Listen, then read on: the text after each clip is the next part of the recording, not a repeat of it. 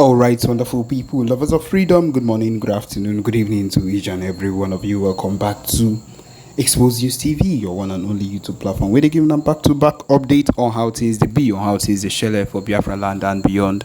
If you're joining us for the first time, remember to subscribe and turn on your notifications too. Also remember to like and share this broadcast as it is hot. All right, my people, it says here that the latest one, Enugu community has lamented, yes, on the fact that Fulani headsmen have been given issues and they have been destroying their crops and farms, and they have begged for government assistance. And what I'm trying to explain to you here at this point is that we all know that the government is not going to do anything about it, and that is the truth of the matter.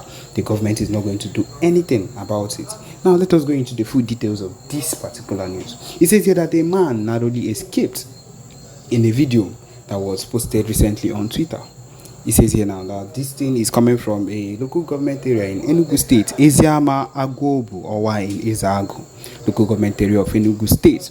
He said that residents of that local government area were thrown into chaos on Tuesday when herdsmen abducted a man, his wife, and son while they were collecting firewood in the bush.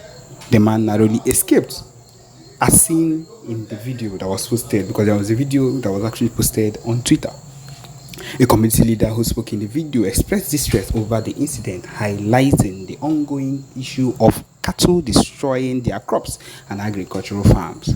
He appealed to the Enugu state government to intervene and address the alarming rate of farm destruction, seeking protection for their means of livelihood. The incident has sparked concern and fear among the agrarian community who rely on their farms for survival.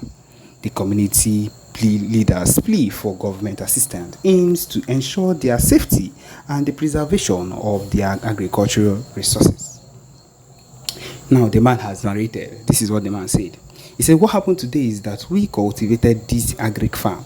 We decided to fence it with our bamboos before we shared it among ourselves because cow destroys our crops. When we started fencing the farm, the herders came and started asking us what we were doing because they would come back and remove the fence. It is the audacity of these people in a different land, in a land that is not yours, is where you have the audacity to come out and say these kind of things. My people, you cannot try this in the northern land. If you try it, you are gone.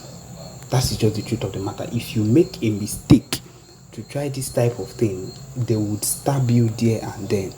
But then this is where the Igbo land is the place where they feel they can wake up and talk anyhow to people that originally own the land. True to their trust, today they came and destroyed the fence. So while they were destroying it, we got information and came and pursued them. They attacked one of our brothers with their sticks and told us that they would return. After we pursued them, one of our sisters and her husband went to fetch firewood from there. They seized the husband, so the wife and son escaped and ran home to tell us. Now, the person in question that was held started narrating how it happened. He said, our dog came and my wife and son escaped, came to make a report that I was seized by the Fulani headsmen inside the bush. My wife escaped with my son when I was exchanging words with them. When I was asking them, will you kill me and kill my wife? For what offense? At that point, I didn't know that my family had already escaped to come home and give information on how to rescue me. When the herders discovered that my family had escaped, apparently sensing danger, they released me. When they released me, I turned and I started calling my wife and son, but they were nowhere to be found. That was when I knew that they had escaped. He narrated. The farm the herders destroyed is located in the agric of Eziama Agwobu. Yes, my people, as Idehot, that is what is happening currently.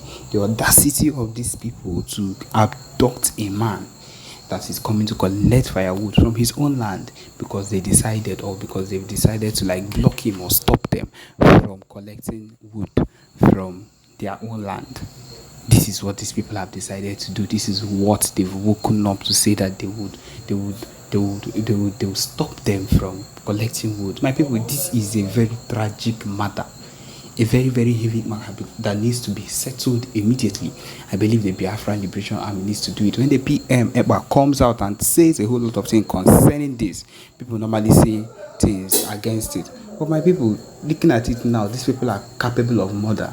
And if care is not taken, I am sure they might have done it before. and we are not going to let this particular thing stand. They need to face the wrath of Igbos, of the Biafra Liberation Army, and I'm sure it's going to happen soon. Fulani is a part of their land in every single state. For what reason? For what? For what reason? What happened to the lands in their place? Is their place not enough for them to graze their cows? Why are they coming into our land? If it's not for a takeover, I don't know what else it is. Because right from time, I believe what these people have always wanted is to take over our land.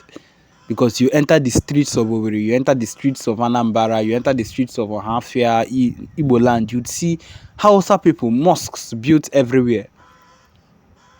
And these people are able to like wake up one day, enter there, do whatever they want. The places where they are mosque or where they pray to their Lord on Fridays are being filled or is being filled with all these Hausa and Yoruba Muslims, covering the roads, blocking the roads, stopping movement because of the fact that they are praying to their God. You don't try that in their rural areas. You don't try that in their place in the north. They will take you down. They are not in support of anything Christian, and if you are a Christian in that place, which means you are hiding as a Christian. But then they come into our place and we give them that accommodation of, hey, the peace we have here and how we would always want to accommodate them in anything they do. And this has given them the morale to feel like they can take over or do whatever it is. Go to people's universities, you see these people there. You see that they are now the ones riding bikes, and these are all steps these people have taken towards taking charge of the Igbo land. And it is very heartbreaking and very bad that these are the things that are happening. You see that in every state, one way or another, especially in Owerri, there is an Amawusa. That place they call Amawusa, that is where it's as if they've been given that place. I don't believe anywhere in Biafraland these people should be allowed or given a place where they can stay. Because their mission is to take over, encroach and take over, give birth, have lots of children wherever they are. They do not even care. They breed their young ones anywhere they find themselves, and they come out and beg, and that is how they live their lives. And so these are, you feel that they are just people that are begging. It's a lie. These are things that they use to encroach into the land they want to convert and they want to take over. And that is why we need to be alert as Ndi Igbo. We need to really be at alert to make sure that these things don't affect us. These things don't find us one day and end us. Because that is what it's aiming for. That is what this whole mission is aiming for. To cleanse Ndi Igbo. But of course, we are not supposed to allow that to happen to us. We are not going to let that kind of thing happen to us because we are Ndi Igbo. And we expect, this is our land. This is Biafraland. The fact that these people have rejected giving us our land, or they've rejected giving us our referendum so for us to stay on our own, does not mean we'll allow people to encroach into it. And thank God for PM Mazi Simon Ekpa, that has decided, that have taken it up to his head, that has carried it on his head to make sure that the movement is not forgotten. The movement is carried up. The referendum is not a mission to be given up on. And that is why a whole lot of things are happening right now, because of the movement that has not been given up by people that have dedicated their lives to fighting for freedom. And so, my people, if you think that maybe you are not in support of Biafra, that is fine. Finally, when we get it, you can stay with them.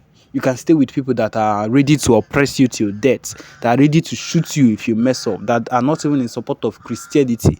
The only thing they want you to worship is that their God, which is the Muslim, which is their Allah. And then you would understand that there is no place that is better than where you are coming from. Yes, and that is the truth. People always wake up and say a whole lot of things concerning how we cannot stay on our own, or how we cannot live on our own. But then we've been able to live with people that are not interested in our progress. They are not interested in anything we hold dear. They've only ever wanted our failure. They've only ever wanted anything that will bring us down. That is what these people have always wanted right from time. And the earlier we get that into our skull, the better for us. They are not interested in us. They're not interested in us making it in any way. They've always wanted to take over. They've always wanted to have access, benefits from all our businesses and things like that. And that is one of the reasons they've decided not to let us go. But then we are not backing down on anything that concerns the Biafra movement.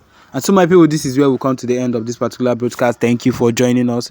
Remember to subscribe and turn on your notifications too. Thank you.